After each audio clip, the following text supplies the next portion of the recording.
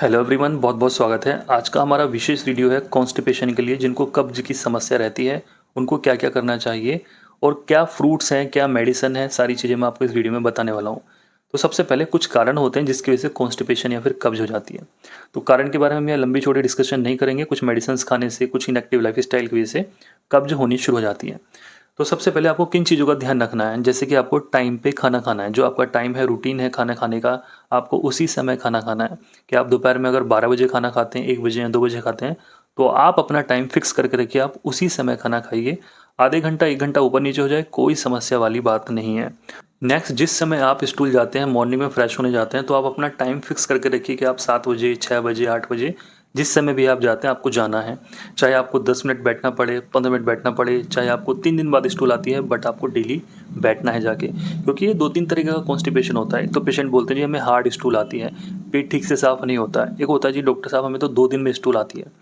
तो आपको ये करना है कि आपको समय पे ही करना है। जो व्यक्ति बिल्कुल इनएक्टिव हैं, फिजिकल इनएक्टिविटी उनके अंदर है, बिल्कुल भी एक्सरसाइज नहीं करते हैं, तो थोड़ा अपनी लाइफस्टाइल को चेंज कीजिए, एक्सरसाइज कीजिए, योगा कीजिए, प्राणायाम कीजिए।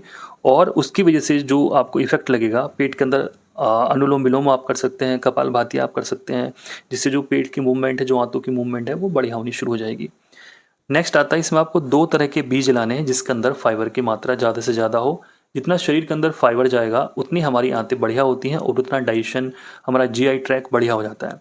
तो आपको जो फाइबर वाले फूड्स हैं या फ्रूट्स हैं उन्हीं का सेवन करना है। 2 बीज मैं आपको बताता हूँ, आपको लाने हैं सीड्स। जैसे कि आप ला सकते हैं अलसी के सीड्स, आपको लाने हैं, ये शायद आपने सुना हो। अलसी के सीड्स लाइए। और सेकंड आपको लाने हैं चिया सीड। थोड़ी सी डिटेल मैं आपको दूंगा कि क्यों फ़ायदेमंद है। तो अलसी सीड, पहली बात तो ग्लूटेन फ्री होता है जो कि हमारी आंतों को नुकसान नहीं देगा। सेकंड, इसके अंदर जो फैट है वो लो सैचुरेटेड फैट है, इसका कोई ऐसा नुकसान नहीं है।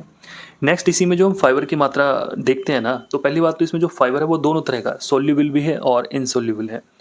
तो देखा जाए तो इसके अंदर बहुत सारी चीज़ें होती हैं, लेकिन हमारा जो विशेष टारगेट है वो फाइबर है। तो हम फाइबर देखते हैं, 2.8 ग्राम फाइबर इसके अंदर मिलता है। अगर हम एक चम्मच खाते हैं, लगभग एक बड़ी चम्मच अगर हम ले लें 10 ग्राम की, तो उसके अंदर हमें 2.8 ग्राम फाइबर मिलता है। जबकि 55 कैलोरी मिलती है और उसी में फैट आपको 4.3 ग्राम मिलता है।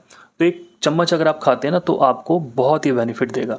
तो ये थी इसकी कहानी। इसका पाउडर भी आपको मिल जाएगा, इसके बीज भी आपको मिल जाएंगे। पास के पंसारी की दुकान में जाना, मिल जाएंगे, इंटरनेट पे सर्च करना, मिल जाएंगे।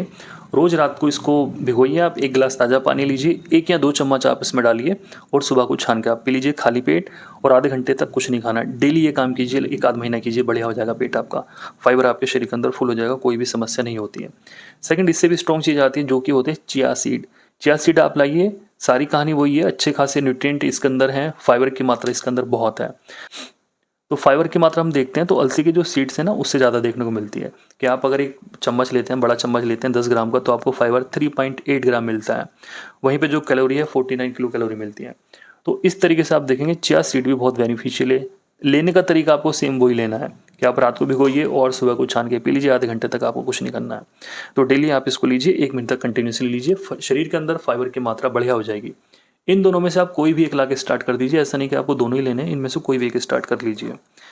फ्रूट्स की हम बात करते हैं तो भाई आपको अंगूर है, सेब है, पपीता है, ये सबसे बढ़िया फाइबर के सोर्सेज होते हैं। तो आप इनको लाइए मौसम के हिसाब से और एक कटोरी ले लीजिए, तीनों को डाल लीजिए, या एक अवेलेबल है एक को ले लीजिए आप। एक कटोरी आपको फ्रूट खाने हैं, काला नमक आप ऊपर से डाल लीजिए, आपका जो पेट है वो बढ़िया हो जाएगा। इसका कोई ऐसा फिक्स समय मैं आपको नहीं बता रहा कि आपको कब लेना है।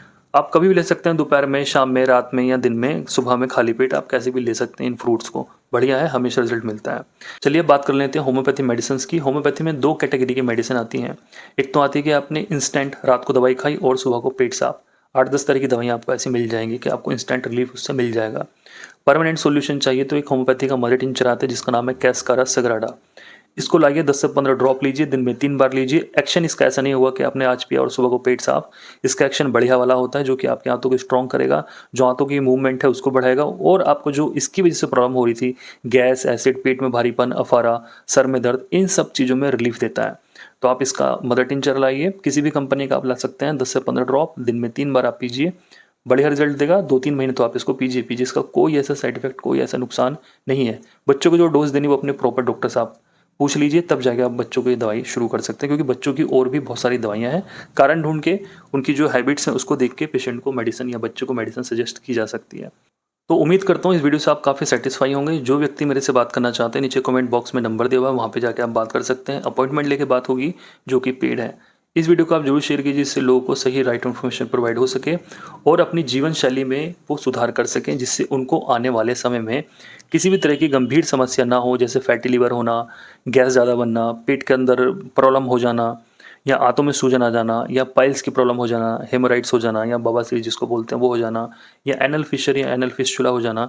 इन सारी चीज़ों से बचना है तो अपना पेट आप स्वस्थ रखिए, तब जाके आपकी जो स्थिति है वो सही हो पाएगी। तो बस लीवर से जुड़े हुए जितने भी वीडियोज़ हैं आप मेरे चैनल पे देख सकते हैं। लीवर के अंदर कोई भी आपकी समस्या है तो मैंने बहुत सारे वीडियोज़ ऑलरेडी बनाए हुए हैं।